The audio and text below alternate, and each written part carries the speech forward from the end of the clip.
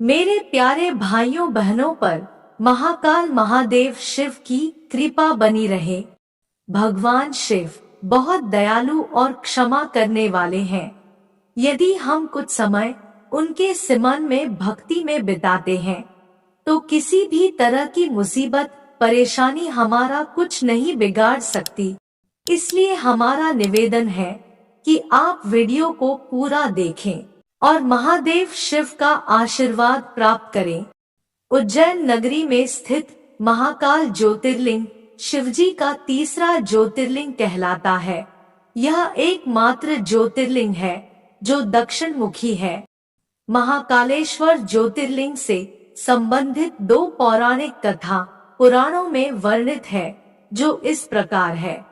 महाकालेश्वर ज्योतिर्लिंग की पहली कथा शिव पुराण की कोटिरुद्र संहिता के 16वें अध्याय में तृतीय ज्योतिर्लिंग भगवान महाकाल के संबंध में सूची द्वारा जिस कथा को वर्णित किया गया है, उसके अनुसार अवंती नगरी में एक वेद कर्मरत ब्राह्मण रहा करते थे।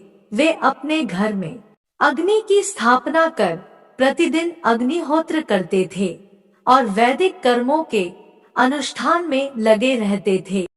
भगवान शंकर के परम भक्त वह ब्राह्मण प्रतिदिन पार्थिव लिंग का निर्माण कर शास्त्र विधि से उसकी पूजा करते थे। हमेशा उत्तम ज्ञान को प्राप्त करने में तत्पर उस ब्राह्मण देवता का नाम वेदप्रिय था। वेदप्रिय स्वयं ही शिव जी के अनन्य भक्त थे, जिसके संस्कार के फलस्वरूप उनके शिव पूजा परायण ही 4 पुत्र हुए। वे तेजस्वी तथा माता पिता के सद्गुणों के अनुरूप थे। उन चारों पुत्रों के नाम देवप्रिय, प्रियमेधा, संस्कृत और सुवृत थे। आपसे प्रार्थना है, जो भी महाकाल महादेव शिव का सच्चा भक्त है, कमेंट बॉक्स में हर हर महादेव अवश्य लिखे। वीडियो को लाइक, चैनल को सब्सक्राइब भी अवश्य करें। उन दिनों रत्नमाल पर्वत पर दूषण नाम वाले धर्म विरोधी एक असुर ने धर्म तथा धर्मात्माओं पर आक्रमण कर दिया। उस असुर को ब्रह्मा से अजेयता का वर मिला था। सबको सताने के बाद अंत में उस असुर ने भारी सेना लेकर उज्जैन के उन पवित्र और कर्मनिष्ठ ब्राह्मणों पर भी चढ़ाई कर दी। उस असुर की आज्ञा से 4 भयानक दैत्य चारों दिशाओं में प्रलयकाल की आग के समान प्रकट हो गए। उनके भयंकर उपद्रव से भी शिव जी पर विश्वास करने वाले वे ब्राह्मण बंधु भयभीत नहीं हुए। अवंती नगर के निवासी सभी ब्राह्मण जब उस संकट में घबराने लगे, तब उन चारों शिव भक्त भाइयों ने उन्हें आश्वासन देते हुए कहा, आप लोग भक्तों के हितकारी भगवान शिव पर भरोसा रखें।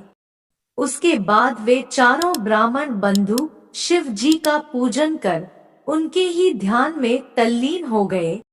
सेना सहित दूषण ध्यान मग्न उन ब्राह्मणों के पास पहुंच गया। उन ब्राह्मणों को देखते ही ललकारते हुए बोल उठा कि इन्हें बांधकर मार डालो। वेदप्रिय के उन ब्राह्मण पुत्रों ने उस दैत्य के द्वारा कही गई बातों पर कान नहीं दिया और भगवान शिव के ध्यान में मग्न रहे। जब उस दुष्ट दैत्य ने यह समझ लिया कि हमारे डांट डपट से कुछ भी परिणाम निकलने वाला नहीं है, तब उसने ब्राह्मणों को मार डालने का निश्चय किया। उसने जो ही उन शिव भक्तों के प्राण लेने हेतु शस्त्र उठाया, त्यों ही उनके द्वारा पूजित उस पार्थिव लिंग की जगह गंभीर आवाज के साथ एक गड्ढा प्रकट हो गया और तत्काल उस गड्ढे से विकट और भयंकर रूपधारी भगवान शिव प्रकट हो गए। दुष्टों का विनाश करने वाले तथा सज्जन पुरुषों के कल्याणकर्ता वे भगवान शिव ही महाकाल के रूप में इस पृथ्वी पर विख्यात हुए। उन्होंने दैत्यों से कहा, अरे दुष्टों, तुझ जैसे हत्यारों के लिए ही मैं महाकाल प्रकट हुआ हूँ, इस प्रकार धमकाते हुए महाकाल भगवान शिव ने अपने हुंकार मात्र से ही उन दैत्यों को भस्म कर डाला। दूषण की कुछ सेना को भी उन्होंने मार गिराया और कुछ स्वयं ही भाग खड़ी हुई। इस प्रकार परमात्मा शिव ने दूषण नामक दैत्य का वध कर दिया। जिस प्रकार सूर्य के निकलते ही अंधकार छंट जाता है, उसी प्रकार भगवान आशुतोष शिव को देखते ही सभी दैत्य सैनिक पलायन कर गए। देवताओं ने प्रसन्नता पूर्वक अपनी दंदुभिया बजाई और आकाश से फूलों की वर्षा की। उन शिवभक्त ब्राह्मणों पर अति प्रसन्न भगवान शंकर ने उन्हें आश्वस्त करते हुए कहा कि मैं महाकाल महेश्वर तुम लोगों पर प्रसन्न हूँ, तुम लोग वर मांगो।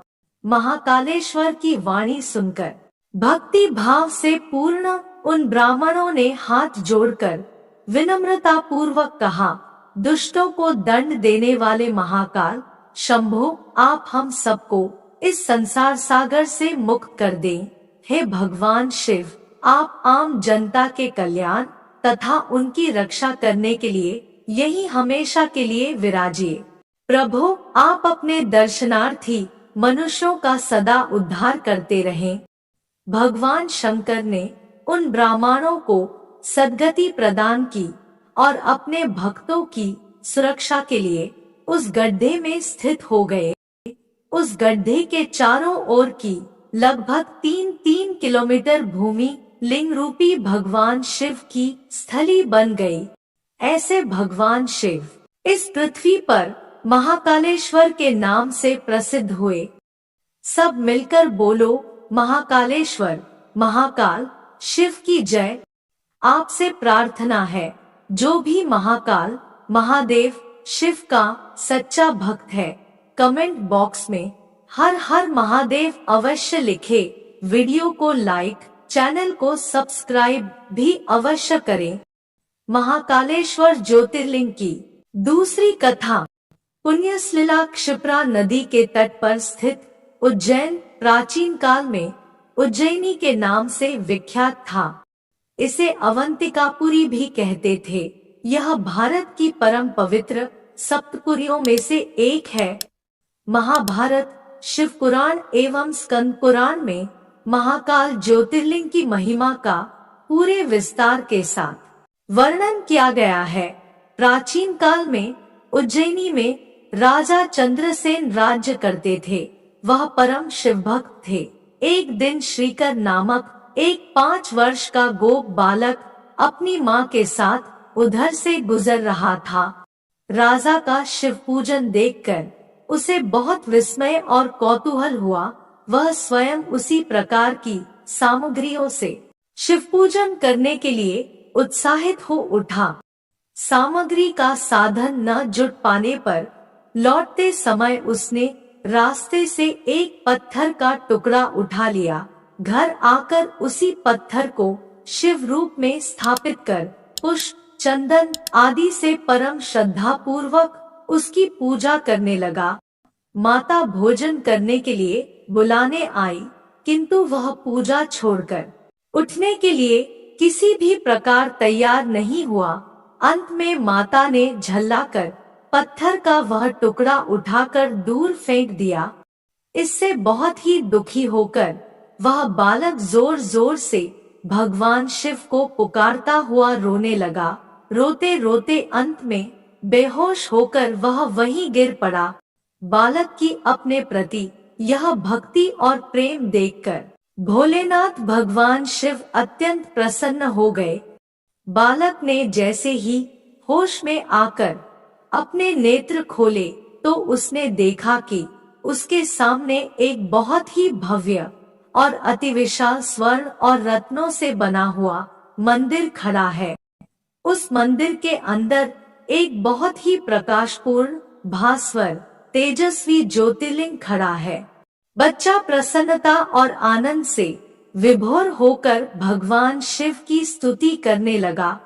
माता को जब यह समाचार मिला तब दौड़कर उसने अपने प्यारे लाल को गले से लगा लिया धीरे धीरे वहां बड़ी भीड़ जुट गई। इतने में उस स्थान पर हनुमान जी प्रकट हो गए। उन्होंने कहा, मनुष्यों, भगवान शंकर शीघ्र फल देने वाले देवताओं में सर्वप्रथम है। इस बालक की भक्ति से प्रसन्न होकर उन्होंने इसे ऐसा फल प्रदान किया है जो बड़े बड़े ऋषि मुनि करोड़ों जन्मों की तपस्या से भी प्राप्त नहीं कर पाते। इस गोप बालक की 8वीं पीढ़ी में धर्मात्मा नंदगोप का जन्म होगा। द्वापर युग में भगवान विष्णु कृष्णावतार लेकर उनके वहां तरह तरह की लीलाएं करेंगे।